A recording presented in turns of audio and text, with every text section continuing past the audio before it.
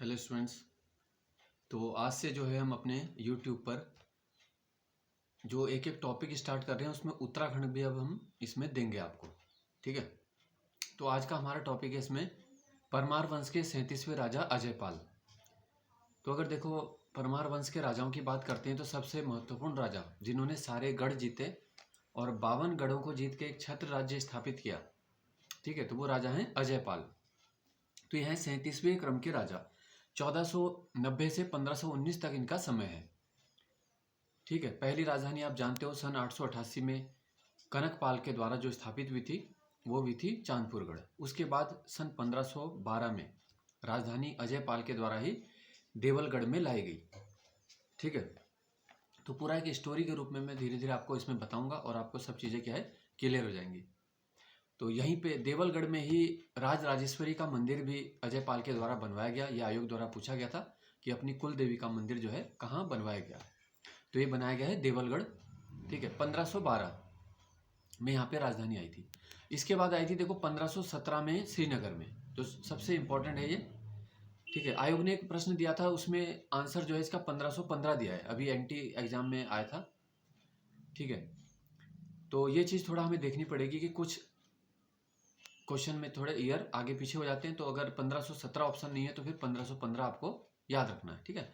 अजयपाल के जो है बहुत सारे उपनाम भी दिए गए, जैसे भरत मुनि ने मानवोदय काव्य की रचना की है, जो 44वें क्रम के राजा थे हमारे परमार वंश में मानसा, उनके प्रशंसा में ये ग्रंथ लिखा गया।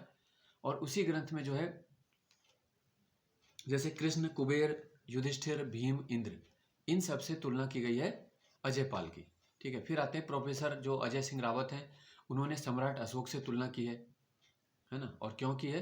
जिस जिस प्रकार कलिंग युद्ध के बाद सम्राट अशोक का हृदय परिवर्तन हो गया था और उन्होंने युद्ध न करने की ठानी थी, इसी प्रकार राजा अजयपाल ने भी 52 गढ़ों को जीतने के बाद, ठीक है, जब अपना साम्राज्य बना दिया और उसके बाद उन्होंने एक गोरखपंथी संप्रदाय को अपना लिया था।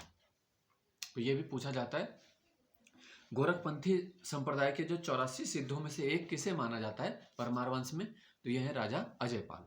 इसमें एक महत्वपूर्ण उल्लेख आता है, जॉर्ज वेस्टन ब्रिंक्स की एक पुस्तक है, ठीक है, गोरखनाथ एंड द कनफटा योगीज। तो आपको याद रखना है गोरखनाथ एंड द कनफटा योगीज, ये एक पुस्तक का नाम है।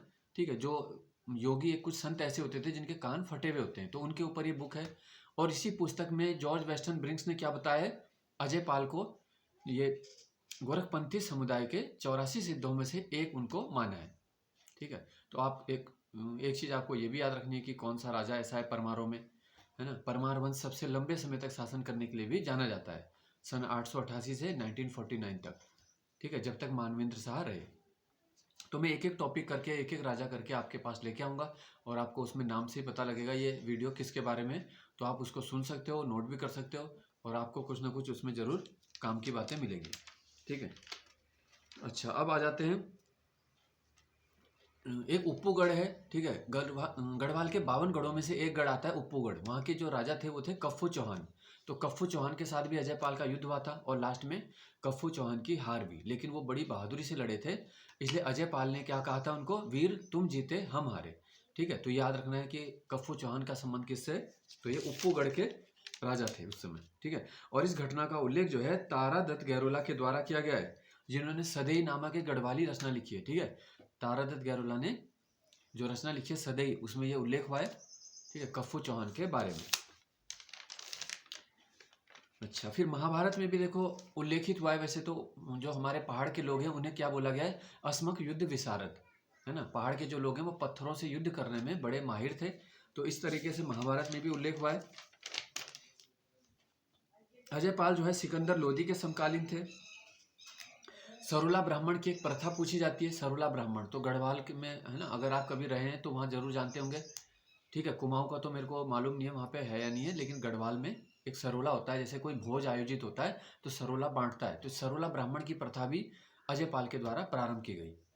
ठीक है। बाद में ये महीपति जो है रोटी सूची प्रथा भी उन्होंने उसमें जोड़ दी थी। रोटी सूची प्रथा तो अलग से हम वीडियो बनाएंगे महीपति का, उसमें बहुत सारी चीज़ें डिस्कस होंगी क्योंकि वहाँ पे माधो सिंह भंडारी की बात आएगी।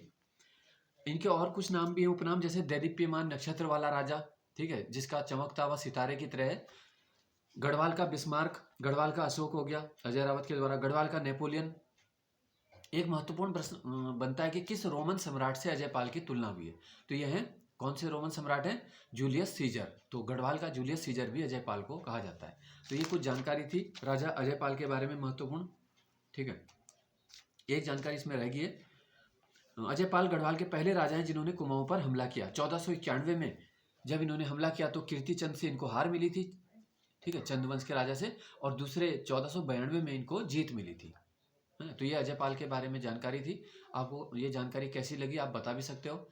और आगे जो है आपको एक एक टॉपिक करके अभी सारे राजा जो है परमार वंश के, उसके बाद चंद वंश के, ये मिलेंगे आपको। ठीक है, धन्यवाद।